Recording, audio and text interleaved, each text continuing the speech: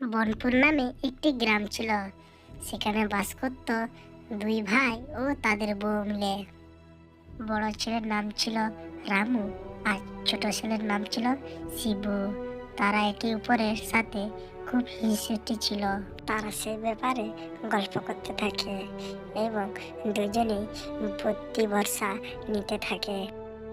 মিনা দাদারা আমাদের উপর খুব নজরদারি করে, তবুও দাদাদের উপর আমাদের দুজনের কোনো রাগ নেই। তখন শিবুর বউ বলে ওঠে, আমরা যেমন দাদাদেরকে সম্মান করি তারা আমাদেরকে একটুকু সম্মান করে না। কালকে সকালে আমাকে যেতে হবে জমি দেখতে, আমাদের জমিতে কেমন ফসল হয়েছে সেটা দেখাশোনা করতে। আমাকে আজকে সকাল করে ঘুমাতে হবে, যাতে কালকে সকালে ঠিক টাইমে উঠে জমি দেখতে যেতে পারি। হ্যাঁ হ্যাঁ, তুমি আজকে সকাল করে শুয়ে পড়ো, দেখি কালকে সবাইকে অনেক কাজ করতে হবে। তাই বলে তারা দুজনেই শুয়ে পড়ে।